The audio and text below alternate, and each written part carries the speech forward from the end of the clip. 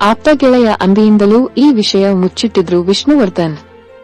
ನಟರಾದ ಸಾಹಸ್ ಸಿಂಹ ವಿಷ್ಣುವರ್ಧನ್ ಮತ್ತು rebel star Ambareesh ಗೆಳೆತನ ಒಂದೇ ಜೀವ ಎರಡು ದೇಹದಂತಿತ್ತು.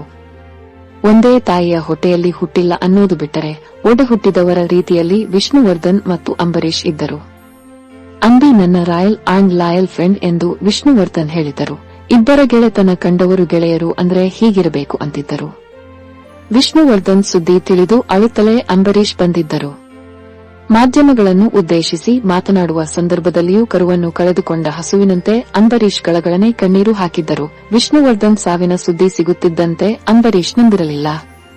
ಆಗ ಆ ಸುದ್ದಿ ಸುಳ್ಳು ಆಗಲಿ ಎಂದು ದೇವರಲ್ಲಿ ಪ್ರಾರ್ಥಿಸುತ್ತಲೇ ವಿಷ್ಣು ಅಂಕಲ್ ಮನೆಗೆ ಫೋನ್ ಮಾಡಿದಾಗ ನಿಜ ಎಂದು ಗೊತ್ತಾಯಿತು. ಅಷ್ಟು ಆಪ್ತ ಗೆಳೆಯನ ನಿಧನದ ಸುದ್ದಿ ಹೇಳೋದು ಹೇಗೆ ಅಂತ ನಮಗೆ ತೋಚಲಿಲ್ಲ ಎಂದು ಅಂಬರೀಶ್ ಮಗ ಅಭಿಷೇಕ್ ಸಂದರ್ಶನವೊಂದರಲ್ಲಿ ಹೇಳಿದ್ದಾರೆ. ಆ ವೇಳೆ ನಾವಿನ್ನೂ ಚಿಕ್ಕವರು. ನನ್ನನ್ನು ಬಿಟ್ಟು ಅಪ್ಪ ಅಮ್ಮ ಅಂದರು. ನಾನು ಮನೆಯಲ್ಲಿಯೇ ಕುಳಿತು ವಿಷ್ಣು ಅಂಕಲ್ ಮನೆ ಬಳಿ ಏನು ನಡೆಯುತ್ತಿದೆ ಎಂದು ಟಿವಿಗಳಲ್ಲಿ ನೋಡುತ್ತಾ ಕುಳಿತಿದ್ದೆ ಎಂದು ಅಭಿಷೇಕ್ ಹೇಳಿದರು. ಅಲ್ಲಿಗೆ ತೆರಳಿದ ಬಳಿಕ ನನಗೆ ಬರಬೇಡ, ಇಲ್ಲಿ ತುಂಬಾ ಜನರಿದ್ದಾರೆ ಎಂದು ಅಮ್ಮ ಹೇಳಿ ಕಳುಹಿಸಿದರು. ಅಂದು ರಾತ್ರಿ ಮನೆಯಲ್ಲಿ ನಾನು ಮತ್ತು ಇಬ್ಬರು ಕೆಲಸದವರಿದ್ದರು. ನಾವು ಊಟ ಮಾಡದೆ ಅಪ್ಪ ಬರೋದನ್ನೇ ಕಾಯುತ್ತಾ ಕುಳಿತಿದ್ದೆವು. ಸಾಮಾನ್ಯ ದಿನಗಳಲ್ಲಿ ರಾತ್ರಿ ಎಷ್ಟೇ ಗಂಟೆಗೂ ಬಂದರೂ ಅಪ್ಪ ಕೆಲ ಸಮಯ ಸ್ಪೋರ್ಟ್ಸ್ ಚಾನೆಲ್ ನೋಡುತ್ತಾರೆ. ಅದರಿಂದ ಅವರಿಗೆ ಒಂದು ರೀತಿಯಲ್ಲಿ ರಿಲ್ಯಾಕ್ಸ್ ಆಗುತ್ತಿತ್ತು. ಲೈವ್ ಮ್ಯಾಚ್ ಇರಬೇಕು ಅಂತೇನಿರಲಿಲ್ಲ. ಟೆನ್ನಿಸ್, ಕ್ರಿಕೆಟ್ ಹೀಗೆ ಯಾವುದೇ ಒಂದು ಪಂದ್ಯ ನೋಡುತ್ತಿದ್ದರು. ವಿಷ್ಣು ಅಂಕಲ್ ಅವರ ಅಂತ್ಯಕ್ರಿಯೆ ಮುಗಿಸಿ ಮನೆಗೆ ಬಂದಾಗ ಅವರು ಹೇಳುವೆ ಮುಂಚೆಯೇ ಸ್ಪೋರ್ಟ್ಸ್ ಚಾನೆಲ್ ಹಾಕಿದ್ದೆ. ಅಂದು ಮನೆಗೆ ಬಂದ ಅಪ್ಪ ಒಂದು ನಿಮಿಷ ಸುಮ್ಮನೆ ಕುಳಿತರು.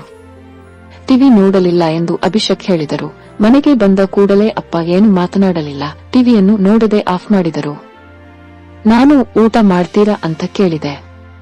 ಅದಕ್ಕೂ ಏನು ಹೇಳಲಿಲ್ಲ. ಬೆಡ್ರೂಮ್ಗೆ ಹೋಗುವಾಗ ಹುಷಾರು ಇರಲಿಲ್ಲ ಅಂತ ಕಣೋ, ನನಗೆ ಹೇಳೇ ಇರಲಿಲ್ಲ ಎಂದು ಹೇಳಿ ಅಪ್ಪ ಹೋಗಿ ಮಲಗಿದರು.